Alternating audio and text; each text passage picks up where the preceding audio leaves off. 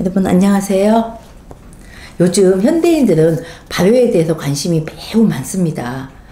중소기업뿐만 아니라 작은 규모의 개인 사업체에서도 또 장류라든지 또 다양한 술, 식초, 빵 이런 것들을 만드는 분들도 매우 많이 증가하고 있고, 또한 각 시군 지자체에서도 지역 특화 산업으로 발효에 관심을 많이 가지고 계십니다. 이렇게 식품산업에서 발효 기법이 널리 활용되고 있다 보니 발효에 대해서 정확한 이해가 부족한 일반인들에게 계속 발효식품이 좋은 식품이다 라고 인식하도록 홍보가 되고 있어요. 그러다 보니 이런저런 부작용도 나타나고 있습니다. 그래서 제가 여러분들이 궁금해하는 그 내용, 특히 발효에 대한 얘기를 오늘 설명드리면서 정확하게 이해해보는 시간을 가져보려고 해요. 질문이 이렇습니다. 고추장, 된장, 술 등이 대표적인 발효식품이고 또 건강식품으로 알고 있는데, 또 어떤 사람은 발암 물질이 들어있다고 해요. 도대체 발효가 무엇인지 정확하게 알고 싶습니다. 이런 질문이었어요. 자, 이 질문에 대해서 우리가 답을 찾아보도록 한번 해보겠습니다. 제일 먼저 답을 찾아가는데, 그러면 발효는 언제부터 사용되었을까라는 게 궁금하시죠? 기록에 의하면 지금은 발효라고 말을 붙이지만 그 당시에는 원숭이가 최초의 이 기법을 썼답니다. 의식은 못했겠죠. 재밌는 얘기죠. 원숭이가 나무에 살면서 여기저기 열매를 갖다가 자기가 주로 사는 곳에다 갖다 이렇게 모아놓고 시간이 지나 보니까 뭔가 변해 있는 거예요. 거기서부터 시작이 되었다요. 굉장히 자연 발생적이었다는 의미겠죠. 그래서 그 이후로 과일주, 빵, 맥주, 치즈 이런 것들이 경험적으로 많이 만들어졌으나 19세기까지 그 기전이나 이유는 몰랐어요. 그 다음에 우리 근대 화학의 시조라고 하는 라부아제라는 학자가 있지 않습니까? 이 사람은 포도당이 알코올과 이산화탄소로 분해되는 과정을 발효다라고 이렇게 기록을 해놨고요. 또 여러 가지 여러 분야의 화학자들은 그 촉매설, 그냥 일어나는 게 아니야. 뭔가 밖에서 도와줘서 일어나는 반응일 거야. 이렇게 얘기를 했고, 우리가 너무 많이 들어본 학자 중에 파스텔로 있지 않습니까? 이 사람은 미생물 학자예요. 그래서 이 발효라는 것에는 미생물, 특히 효모가 관여하는 거야 라고 계속 학자들 간에 논쟁이 있었어요. 그러다가 19세기에 그 효소학자가 결국은 미생물이 분비하는 효소에 의해서 일어나는 과정이다라고 이렇게 싹 정리를 해서 논쟁이 마무리가 됐습니다. 그래서 발효는 자연 발생적으로 아주 오래전에 발생해서 여러 과정을 거쳐서 많이 발달한 지금은 특별한 가공법이라고 이해를 하시면 되겠습니다. 그럼 발효의 가장 기본 정의는 뭐냐면, 일단 기질이 있어야 돼요. 요걸 유기화합물, 탄소, 수소, 산소, 질소 뭐 이런 것들을 가지고 있는 유기화합물이 존재해야 돼요. 대표적으로 당질이 가장 좋습니다. 그 기질에 미생물이 존재해야 됩니다. 이 미생물은 곰팡이, 효모, 세균 이렇게 크게 나누지만 그 많은 미생물 중에 특정 미생물이 작용을 하겠죠. 그래서 그 미생물이 분비하는 효소가 있어야 돼요. 그리고 원래 기본적인 정의는 혐기 조건이에요. 혐기라는 것은 공기가 없다, 산소가 없는 조건이다 이런 뜻이에요. 그래서 당질에 미생물이 작용해서 효소를 분비해서 그 효소가 무산소 조건에서 여러 가지 인간에게 유용한 유기물질을 만드는 과정을 발효라고 한다. 이것이 가장 기본적인 정의예요. 또 이것을 미생물 입장에서 쉽게 더 얘기를 한다면, 미생물이 유기화합물을 먹고서 소화하여 소화부산물을 만들어내는 과정이다. 이렇게 이해를 하셔도 될 것 같아요. 그래서 발효의 기본 조건은 당질을 포함한 유기화합물이 존재해야 되고, 그 많고 많은 미생물 중에 적절한 미생물이 존재해야 되고, 이게 조건이 아니라 여기에 더 중요한 것은 미생물이 작용할 수 있는 미생물의 생장 조건이 맞춰져야 된다는 거.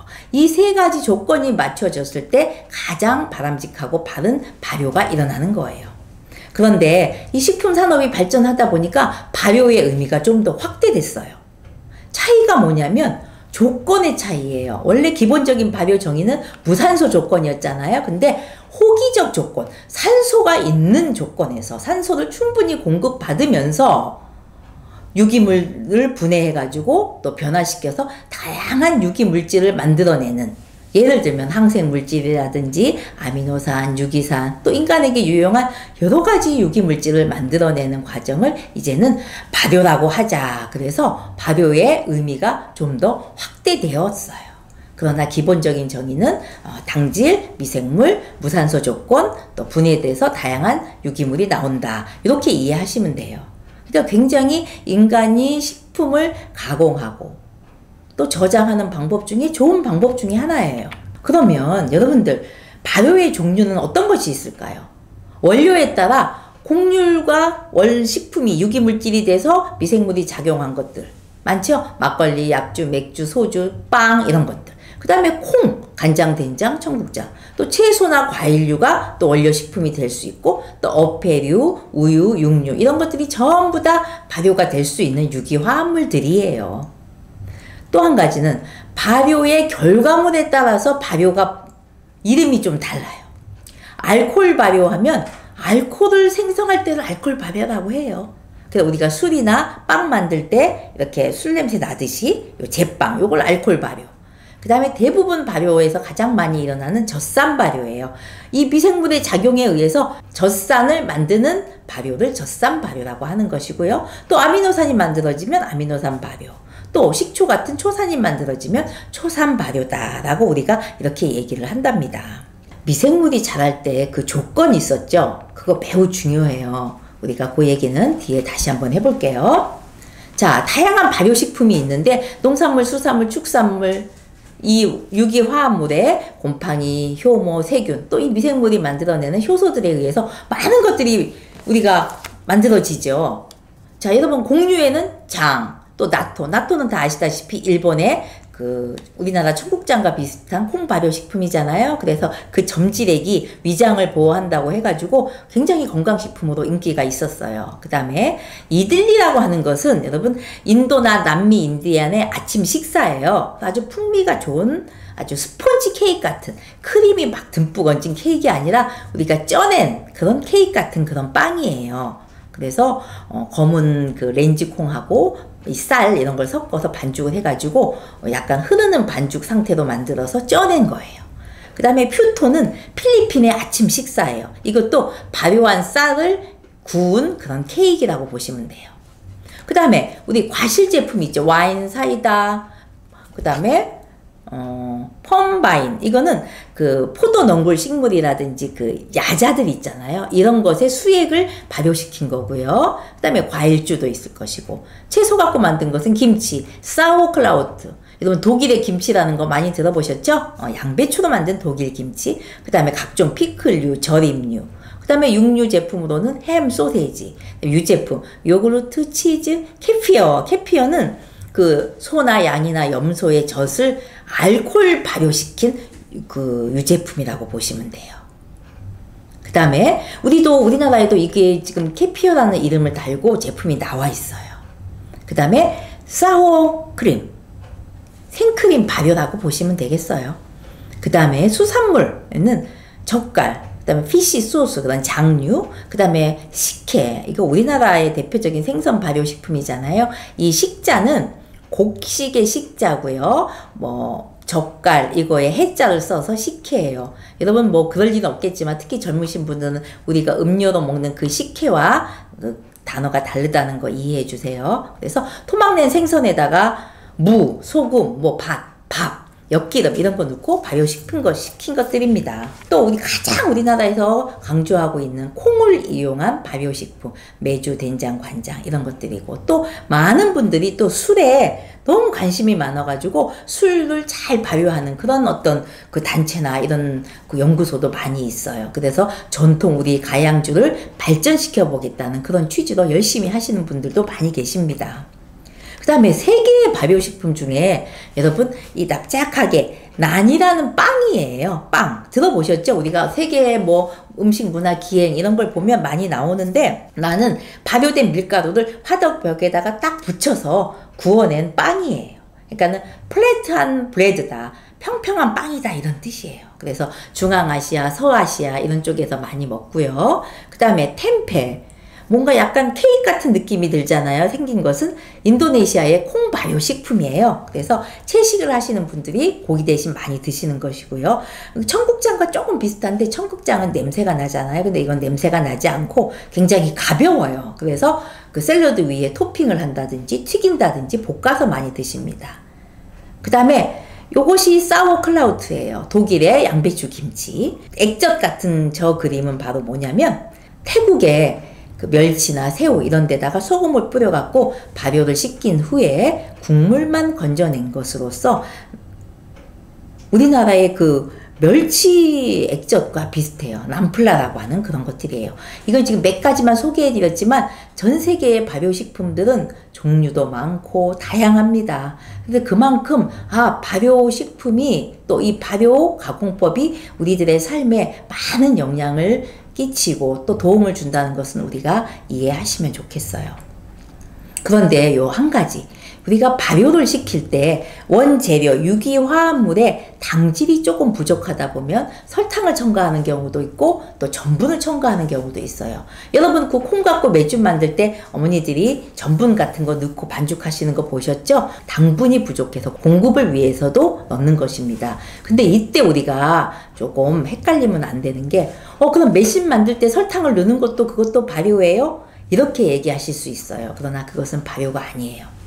아까도 말씀드렸듯이 발효에는 유기화합물과 미생물이 존재하지만 이 미생물이 잘 활동할 수 있는 조건이 매우 중요합니다. 그런데 예를 들면 매실에다가 설탕을 매실의 중량의 1:1로 넣어서 만드는 것은 설탕 함량이 높아서 미생물이 살 수가 없는 조건이기 때문에 그거는 발효가 일어날 수가 없어요. 반면에 이 발효시키기 위해서 이런 설탕을 조금 첨가하는 것은 미생물이 잘 이용할 수 있는 환경, 먹이를 만들어주는 것이기 때문에 설탕 절임액하고는 좀 다르다는 거 이해해 주시면 돼요. 여러분, 이 이해를 돕고자 재밌는 얘기 하나 해드릴게요. 예전에 그 대장금 드라마에서 이런 일이 있었어요. 임금님이 식사를 하시는데 요즘 장맛이 변했다 이래요. 그러니까 수락관에서 난리가 났겠죠. 그래서 장이 맛이 왜 변했을까 하고 막 이제 조사에 나서는 거예요. 근데 메주도 예전에 갖고 왔던 절에서 똑같이 갖고 왔고 물, 소금, 항아리 다 변함이 없는 거예요. 그래서 이제 걱정을 하고 이제 다시 궁으로 돌아오는 길에 장금이가 어떤 마을을 지납니다. 근데 그 마을에서 막 축제 같은 행사가 일어났어요. 봤더니 사람들이 막 된장 이런 걸 만들어가지고 어느 한 집으로 다 모이는 거예요. 그래서 그 집 어떤 뒤뜰에다가 다 모아놓는 거예요. 그래서 장금이가 궁금해서 도대체 이게 왜 자기 집에다 안 두고 남의 집에다 이렇게 된장을 다 갖다 둡니까? 그랬더니 그 마을 사람이 그래요.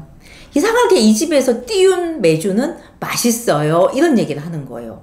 그래서 그 환경을 이렇게 살피다가 장금이가 아하 하고 떠오르는 게 있었던 거예요. 그래서 그 집을 봤더니 그 뒤뜰에 나무가 이렇게 우거지고 있으면서 너무 좋은 조건이라는 느낌이 들었던 거예요. 그래서 얼른 궁으로 뛰어가서 그 궁에 장을 보관하고 발효시키는 장고에 가봤더니 예전에 있었던 큰 나무가 없어진 거예요. 여러분 여기서 우리가 뭘 알 수 있을까요? 바로 미생물입니다. 자연 속에 존재하는 미생물이 우리의 발효를 잘 시키는 최대의 조건이 될 수 있다는 거죠. 그런데 미생물이 잘 서식하는 그런 그 나무가 있는 환경이 없어졌으니까 발효에 문제가 생겨서 장맛이 변했던 겁니다. 그럼 여기서 또 질문 생기죠. 아니 그러면 어떤 회사에서 나오는 된장은 맛이 똑같잖아요. 왜 똑같아요? 그 얘기는 연구에 의해서 된장을 만들 때는 이 미생물이 가장 적합하겠구나 라고 연구 결과 나왔기 때문에 그 미생물을 실험실에서 배양해서 썼기 때문에 맛이 통일된 것입니다. 여러분들 또 이런 거 있잖아요. 어머님이 담궈준 해남에서 난 배추와 거기서 나는 모든 재료로 담궈주신 김치와 내가 그 재료를 받아서 서울에서 담근 김치는 맛이 다르죠? 그럼 우리 그것을 이렇게 말해요. 엄마의 손맛이다 이렇게 얘기하지만 글쎄요. 그게 손맛일까요? 바로 해남에서 담근 그때의 미생물 조건과 서울에서 담궜던 우리 집의 미생물 조건이 어떤 미생물이냐에 따라서 맛이 달라지는 거예요. 그래서 발효라는 기법은 되게 자연 발생적으로 나왔지만 그것을 규격화해서 이제는 큰 식품 산업으로 발전할 수 있는 겁니다. 그리고 또 한 가지, 발효와 부패의 차이. 대부분 발효도 부패도 가장 우리가 적나라한 표현은 썩는 거예요. 뭐 부글부글 끓는 거예요. 이런 단어일 거예요. 그러나 차이가 있어요. 발효는 미생물이 작용하는데 유기화합물이 필요하다고 그랬죠. 근데 미생물이 당질을 가장 잘 이용한답니다. 그래서 당질이 꼭 있어야 되는 거예요. 그래서 여러분 기름이 발효되는 거 보셨어요? 없지요.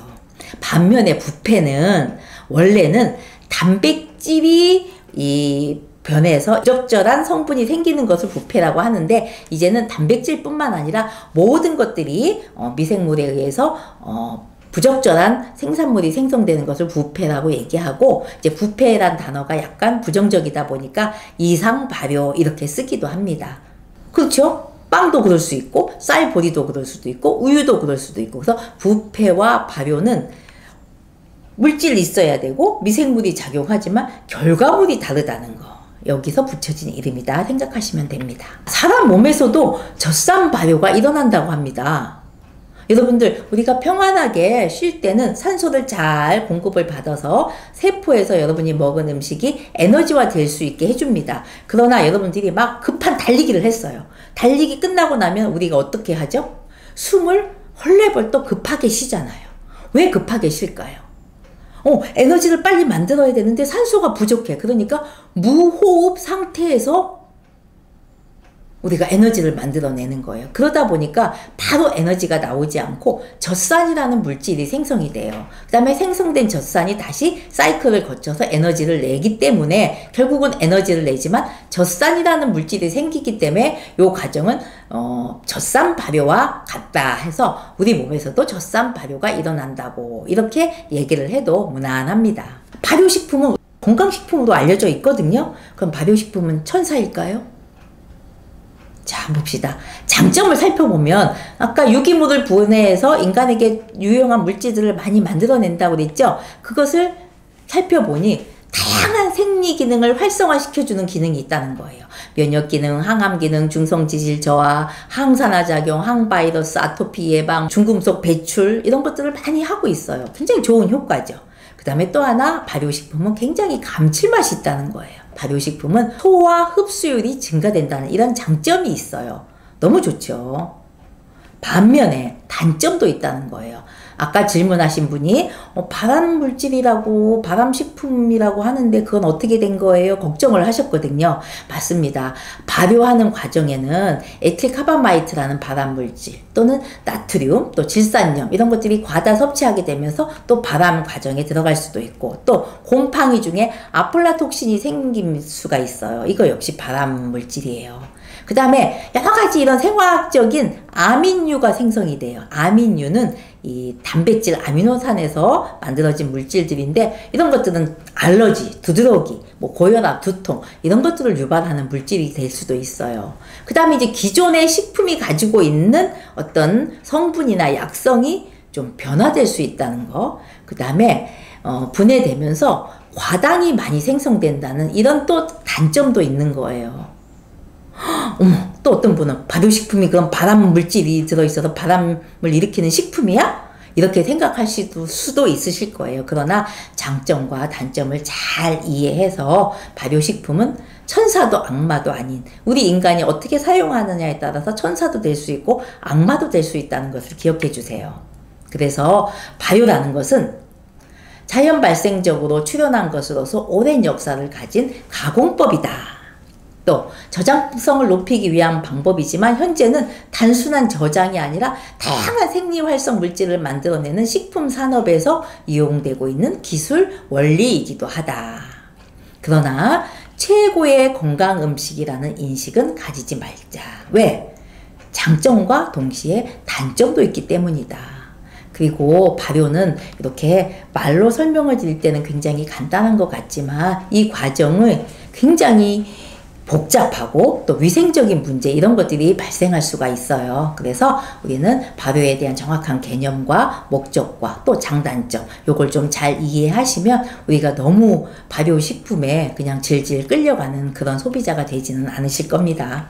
우리가 발효식품 장점이 많다 보니까 많이 또 구매를 하게 돼요. 그런데 내가 왜 이 발효식품을 구매해야 되는지, 물론 된장, 간장 이런 기본적인 식품류는 뭐 필요하겠지만 그렇게 필요하지 않은데도 우리가 이걸 먹으면 뭐 간 기능이 좋아져요, 지방이 떨어져요, 콜레스테롤이 저하돼요, 이런 것들로 발효식품이 많이 판매되고 있는데 그런 발효식품들이 내가 꼭 필요한 상황인지, 또 이 발효식품은 아까 말씀드렸듯이 중간에 발효되는 과정 중에 발효가 잘못되면 더 나쁜 물질들이 만들어질 수 있기 때문에 식품으로 되는 것들은 그 품질 관리를 받아요. 그런데 개인으로 집에서 우리 발효 많이 하시잖아요. 이때는 품질 관리가 안 되는 경우도 있어요. 그래서 여러분들이 또 구매를 하실 때는 이 발효에 대한 품질 관리가 잘 된 것인지 꼭 확인도 하시면서 여러분들이 구매를 하셔야 됩니다. 그래서 오늘 결론도 마찬가지예요. 우리가 뭔가 좋은 것을 섭취하고 이용하기 위해서는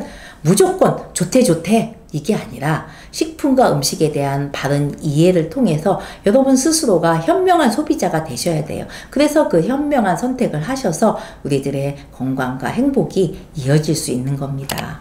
여러분, 저 발효에 대해서 간단하게 설명드렸는데 요거만 꼭 이해하시면 여러분은 모르실 때보다 훨씬 더 선택과 또 여러분이 느끼는 이 마음의 알매 기쁨도 커질 것이라고 생각됩니다. 여러분 수고하셨고요. 늘 평안하세요.